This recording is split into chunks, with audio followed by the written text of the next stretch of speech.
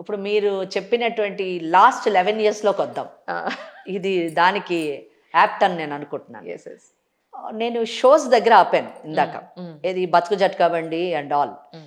అయితే ఇక్కడ ఎక్కడైతే టీవీ5 స్టార్ట్ అయిందో స్నేహిత, అక్కడ నుంచి మనం ఈ ఈ బతుకు జట్కా బండి మటుకు తీసుకొని లోపల ఈ 11 ఇయర్స్లో సమాజము నాకు ఒక ముద్ర వేసేసింది.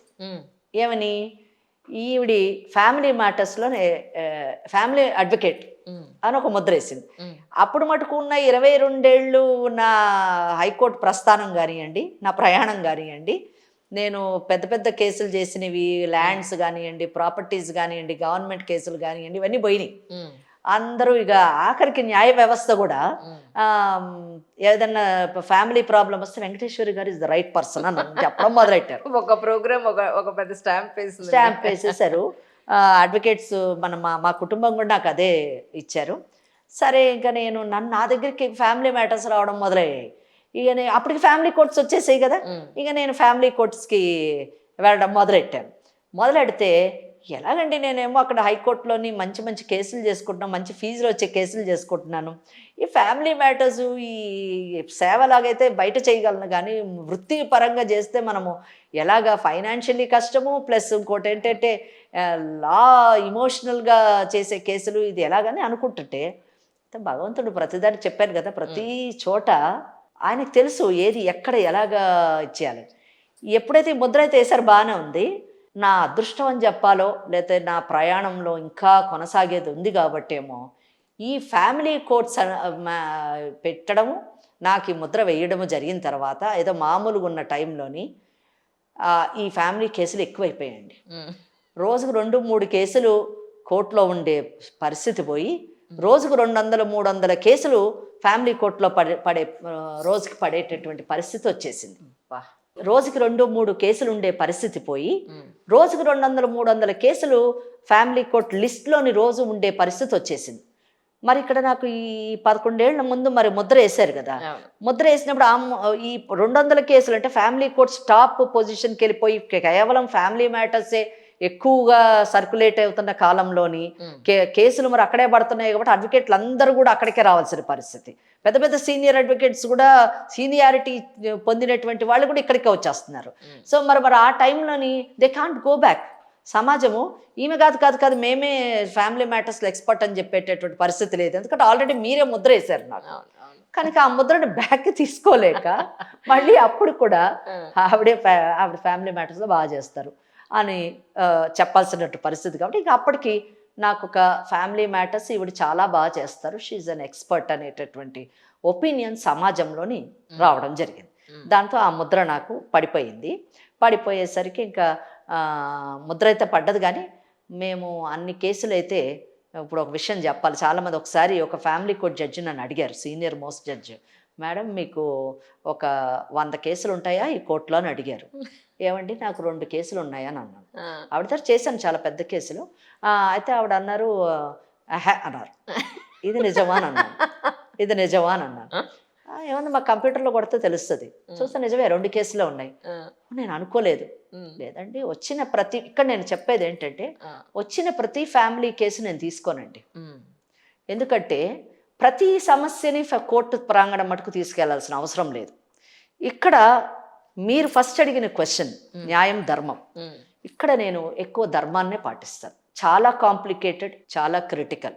ఈ కేసు నేను చెయ్యాలి, చేస్తేనే ఒక మంచి జరుగుతుంది అనేటటువంటి ఆలోచన నాకు అనిపించినప్పుడు అప్పుడే నేను ఫ్యామిలీ కోర్ట్ మ్యాటర్ తీసుకుంటాను. ఇది వాస్తవం.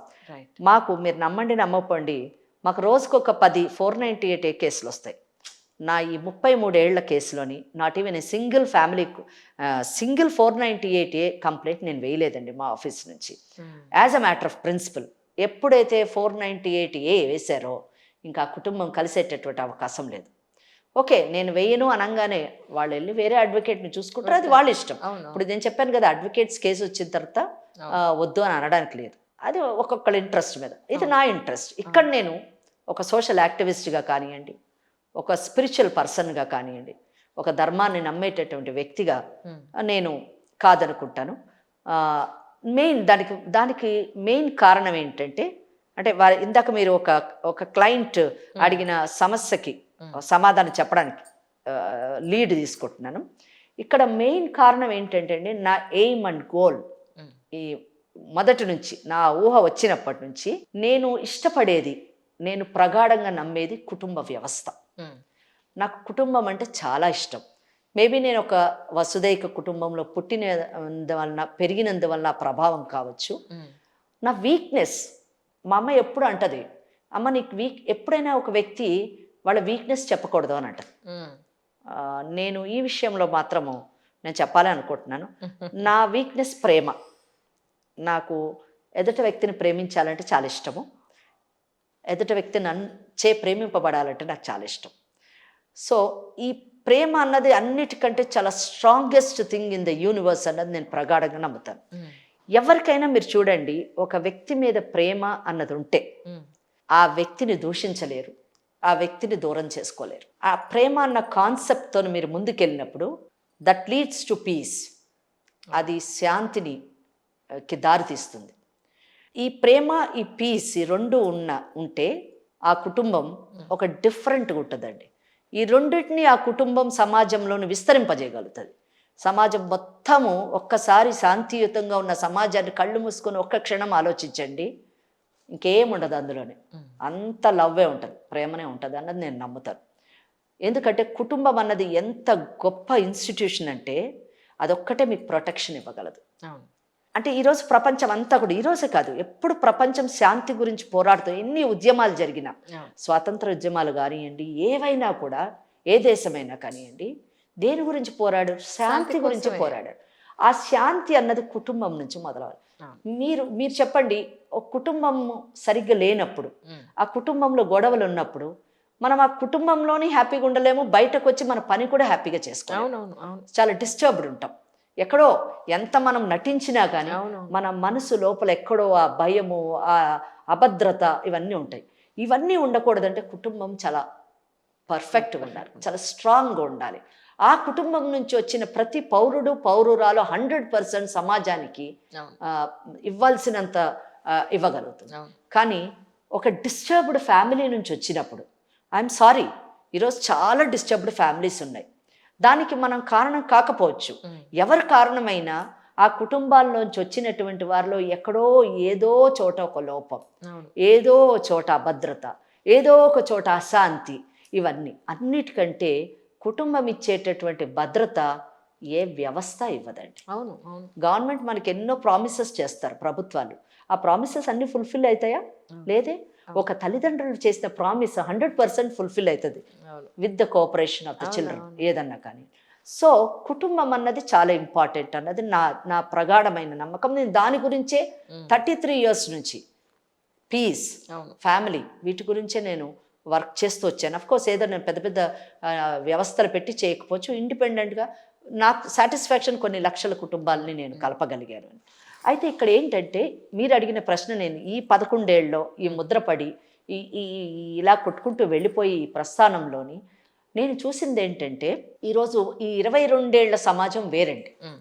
ఇక్కడ అడ్వాంటేజ్ చూసారా, ఆ కల్చరల్ చేయడము, బయట నేను చేసే కార్యక్రమాలన్నీ సమాజంలో వస్తున్నటువంటి మార్పును చూసేటటువంటి అవకాశం నాకు కలిగించింది. ఫస్ట్ థింగ్, ఈ ముద్ర వేసిన వాళ్ళందరికీ నేను నమస్కరిస్తున్నాను. నాకు సమాజాన్ని చదివేటటువంటి అవకాశాన్ని కల్పించింది. 2, 3, నా సీనియర్స్ కానివ్వండి, వారి యొక్క ప్రభావంతో నేను ఈ సోషల్ సర్వీస్ చేసే దాంట్లోని ఈ 22 ఏళ్ళు గడపడం వల్ల నాకు సమాజాన్ని చదివేటటువంటి అవకాశం కల్పించింది. దీంతో ఏమైందంటే ఈ 11 ఏళ్ళలోని కొన్ని ఈ ప్రోగ్రామ్స్లో చేయడం కాకుండా నా ఆఫీస్లోని కొన్ని 100 మంది క్లయింట్స్ని, నేను కేసులు తీసుకోవట్లేదు 100 మంది, అందులో 1, 2 తీసుకుంటున్నా, కానీ 100 మందిని మాత్రం ఎవ్రీడే నేను కనెక్ట్ అవుతూ వచ్చాను. నేను వాళ్ళతో పేషెన్స్గా వాళ్ళతో వినడం మొదలుపెట్టాను. Every case is a learning to me.